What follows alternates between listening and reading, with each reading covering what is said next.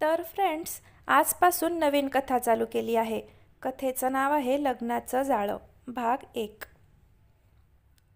अंगावर पिवळ्या रंगाची नऊवारी, कपाळाला मुंडावळ्या, हातात हिरवा चुडा, नाकात नथ, हातांवर मेहंदी, गळ्यात कोल्हापुरी साज. ती त्याची वाट पाहत लग्नमंडपात वधूवेशात उभी होती. तो नक्की परतून येईल हा विश्वास होता तिला. ज्या डोळ्यात सुखी संसाराची स्वप्न होती तेच डोळे आज अश्रूंनी डबडबले होते. ती आशाळभूतपणे आपल्या वडिलांकडे पाहू लागली. तिचा केविलवाना चेहरा पाहून त्यांचं मन भरून आलं. काय असणार आपल्या लेकीचं भविष्य या विचारानंच बापाचं काळीज तिळतिळ तुटत होतं. ज्याच्यावर मनापासून प्रेम केलं तोच पाठ फिरवून निघून गेला. ज्याचा हात हातात घेऊन गेली 3 वर्ष तिनं काढली तो आज. तिच्या डोळ्यातून घळाघळा अश्रू येऊ लागले. सभोवतालचं सगळं धुसर झालं आणि ती धाडकन जमिनीवर कोसळली. गेले 8 दिवस ती नितीनला शोधत वनवन भटकत होती. ना त्याचा फोन लागत होता ना त्याचा पत्ता. तिनं त्याच्या आईवडिलांच्या नंबरवर कित्येक वेळा कॉल केला, पण तिथूनही नो रिस्पॉन्स. हवालदिल होऊन ती गार्डनमधील एका बेंचवर बसून राहिली. तिनं मोबाईल हातात घेतला आणि परत एक नंबर डायल केला. नेहा, आला का गं नितीन घरी? ती वेड्यासारखी परत परत फोन लावत होती. असं काय करतेस दीक्षा? तुला सांगितलं ना मी, तुमचं लग्न व्हायच्या आधी 2 दिवस त्यानं फ्लॅट खाली केला होता, नेहानं सांगितलं. अगं पण काहीतरी बोलला असेल ना तुमच्याशी? कुठे जातोय, काय करतोय? दीक्षानं अगतिक होत विचारलं. नाही गं, खरंच काही माहीत नाही, नेहा म्हणाली. तशी दीक्षा हतबल झाली. तिनं फोन कट केला आणि डोक्याला हात लावून बसली. का नितीन, का असा खेळ केलास माझा? मनापासून प्रेम केलं रे मी तुझ्यावर. आणि तू, अशी कोणती मजबुरी होती की तू एकदाही मला सांगू शकला नाहीस? कुठे आहेस तू? कसा आहेस? कुठे शोधू मी तुला? तिच्या डोळ्यातून पाणी वाहू लागलं. मनावर दगड ठेवून ती घरी जायला निघाली. दीक्षा घरी आली तेव्हा घरातलं वातावरण तंग होतं. तिचे आई वडील, काका काकू, तिचा मोठा भाऊ दर्शन सगळे गंभीर चेहऱ्यानं हॉलमध्ये बसले होते. ती आत आली तशी तिची आई तरातरा उठून तिच्याजवळ आली आणि तिनं दीक्षाच्या कानाखाली लगावली. आई! दीक्षा न कळून आश्चर्यानं त्यांच्याकडे पाहतच राहिली. कुठे कमी पडले मी या पोरीवर संस्कार करण्यात काय माहीत? लाज कशी वाटली नाही ग तुला? आमचा विचार नाही आला डोक्यात एकदाही? आई तावातावानं बोलत होती. आई, काय झालंय सांगशील का नीट? दीक्षानं त्यांचा हात पकडला तसा त्यांनी तो झटकून दिला. मी सांगतो ना काय झालंय ते. दर्शननं तिला हाताला धरून सगळ्यांच्या मध्ये आणून उभं केलं. काय आहे हे? कोण आहे हा मुलगा? दर्शननं चिडक्या आवाजात दीक्षाला विचारलं. तसं तिचं खाली लक्ष गेलं. समोर टीपॉयवर काही फोटो पसरलेले होते. ते पाहून दीक्षाला धक्का बसला. तिनं पटकन ते फोटोज हातात घेतले आणि डोळे मोठे करून पाहू लागली. बाबा, बाबा, मी खरंच सांगते, मी नाही ओळखत या मुलाला. आई, दादा, प्लीज. दीक्षा कळवळून सगळ्यांकडे पाहायला लागली. ओळखत नाहीस तर त्याच्यासोबत गळ्यात गळे घालून फिरत कशी होतीस? प्रेम एकावर आणि चाळे दुसऱ्यासोबत? शी! तिची काकू संतापून म्हणाली. काकू, खरंच मी नाही ओळखत ग याला. माझं फक्त नितीनवर प्रेम आहे. प्लीज, विश्वास ठेवा माझ्यावर, दीक्षा हात जोडत म्हणाली. ती बाबांच्या पायापाशी बसली. बाबा, तुम्ही तरी विश्वास ठेवा ना माझ्यावर, दीक्षाने रडत सांगितलं. तशी तिच्या बाबांनी मान फिरवली. ती पुढे काही बोलणार तेच बेल वाजली. दर्शननं जाऊन दरवाजा उघडला आणि तो तसाच समोर पाहत राहिला. कोण आहे दर्शन? सुधाकरने विचारलं. सासरे बुवा, येऊ का आत? एक दमदार आवाज कानी पडला आणि दीक्षासह सगळेजण दाराकडे पाहायला लागले. त्या व्यक्तीला पाहून दीक्षा स्तब्ध झाली. एक वार सगळ्यांवर नजर फिरवत तो ऐटीत पावलं टाकत दीक्षाकडे आला. कोण कोण आहेस तू? तिनं त्याच्याकडे पाहत विचारलं. दिशू, तू मला नाही ओळखलंस? तो गरीब चेहरा करत म्हणाला. मला दीक्षू म्हणायचं नाही हा, ती भडकत म्हणाली. उफ दिशू डार्लिंग, एवढं चिडायचं असतं का? आय एम सॉरी ना जान, झाली चूक माझ्याकडून, आता सोड ना राग, तो तिचा हात हातात घेत म्हणाला. तसं तिनं त्याचा हात झिडकारला. कोण डार्लिंग? काय बोलतोयस तू? मी नाही ओळखत तुला, दीक्षा त्याच्यावर ओरडली. जान, आवाज खाली करून बोलायचं हं माझ्याशी, मी प्रेमानं बोलतोय ना तुझ्याशी. तो चिडत म्हणाला. बाबा ट्रस्ट मी, मला नाही माहीत हा कोण आहे, हे फोटोज कसे आले इकडे, मी याला पहिल्यांदा पाहतेय बाबा, दीक्षा गयावया करत सांगू लागली. सासरे बुवा, now she is testing my patience. आता मीच सत्य सांगतो तुम्हाला. आम्ही गेले 4 वर्ष रिलेशनशिपमध्ये आहोत, एकत्र फिरतोय. आता तुम्ही सांगा, छोटी मोठी भांडणं कुठल्या कपलमध्ये होत नाहीत? आमच्यातही झाले काही गैरसमज, पण म्हणून लगेच मला सोडून ही दुसऱ्याशी लग्न करायला निघाली, हे योग्य आहे का? तो गंभीर चेहऱ्यानं म्हणाला. तू तू काय बोलतोयस? 4 वर्ष? वेड लागलंय का तुला? हा खोटं बोलतोय बाबा. मी गेले 3 वर्ष नितीनसोबत आहे. आणि हा. दीक्षा बोलतच होती की बघा, आणखी एक खोटं. बरं ठीक आहे, तो कोण नितीन आहे त्याला बोलाव इकडे, आत्ताच्या आत्ता. काय तो सोक्षमोक्ष लावून टाकू, तो हाताची घडी घालत म्हणाला. आता मात्र दीक्षा निरुत्तर झाली. काय झालं जान? फोन लावतेस ना नितीनला? तो तिरकस हसत म्हणाला. तो गायब आहे, तिनं अडखळत भरल्या डोळ्यांनी सांगितलं. तसा तो जोरजोरात हसायला लागला. What a story. यू मीन तो तुझा सो कॉल्ड बॉयफ्रेंड, ज्याच्यासोबत तू 3 वर्ष फिरतीयस, तो अचानक गायब झाला? चांगला जोक मारतेस हा जान. I didn't know you have such a great sense of humour. तो अजूनही हसत होता आणि ती मान खाली घालून उभी होती. तुम्ही तुमची ओळख नाही सांगितलीत. इतका वेळ शांत असणारे सुधाकर शेवटी बोलले. ओ सॉरी हां सासरेबुवा, मी दक्ष कारखानीस, DK ग्रुप ऑफ इंडस्ट्रीजचं नाव तर तुम्ही ऐकलंच असेल. त्याचा मालक. त्यानं ऐटीत त्याची ओळख करून दिली तसे तिकडे असलेल्या सगळ्यांचे डोळे विस्पारले, अगदी दीक्षाचे सुद्धा. DK group of industries? बाबा हा धडधडीत खोटं बोलतोय. अहो मी काम करते तिकडे, हा मालक असणं शक्यच नाही. दीक्षा डोळे पुसून तिच्या बाबांसमोर उभी राहिली. तुमचा माझ्यावर विश्वास नसेल तर तुम्ही गुगल करा सासरेबुवा. दक्ष म्हणाला तसं सुधाकरनी मोबाईलवर सर्च केलं आणि दक्षचा फोटो दीक्षासमोर धरला.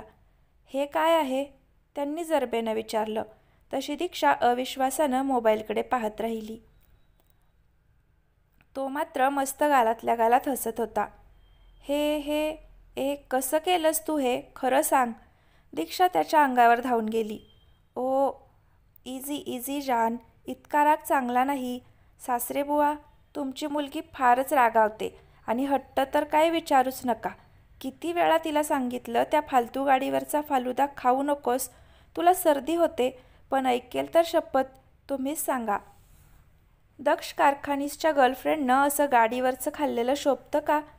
दक्ष हसत म्हणाला तशी दीक्षा आवासून त्याच्याकडे पाहतच राहिली.